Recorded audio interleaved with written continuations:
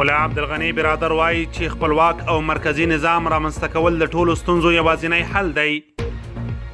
نن یو ځل بیا د قطر پلازمینه دوحه د سیاسي احزابو او طالبانو ترمنځ د پریکنده مذاکراتو بیا پیل کوربه وه چې ویل کېږي دواړه خواوې له افتتاحي مراسمو وروسته جدي بحثونو ته داخل شوي دي. په یاده نسته کې له کابل د راغلي پلاوي مشر ډاکټر عبدالله او ورسره مل پلاوي په اوربند او د جګړې پر پای ټینګار وکړ چې په وینا یې دوی تیار دي له خپل صلاحیته په استفادې په دې تړاو مهمې پریکړې وکړي. بلخوا د طالبانو د سیاسي دفتر مشر مولا عبدالغني برادر د کابل پلاوي ته په څرګند ډول وویل چې د ستونزې د حل یوازینی لار پیاوړی مرکزي او خپلواک نظام جوړېدل دي او بس. نوموړي زیاته کړه چې د خپلواک او مرکزي نظام لپاره باید ټول لوري له خودخواهۍ شخصي منافعو تیر شي څو بې باوري او بې اعتمادي له منځه لاړه او د باور فضا رامنځته شي.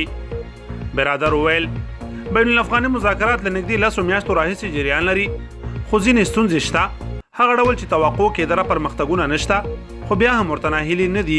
یاده غونډه نن شنبه د چنګاښ پر 26مه نیټه د قطر پلازمینې دوحه کې پیل شوه چې په ترڅ کې د قطر ځانګړي استازي په ګډون مولا عبدالغني برادر، شیخ مولوي عبدالحکیم، ډاکټر عبدالله او معصوم ستانکزي ویناوې وکړې.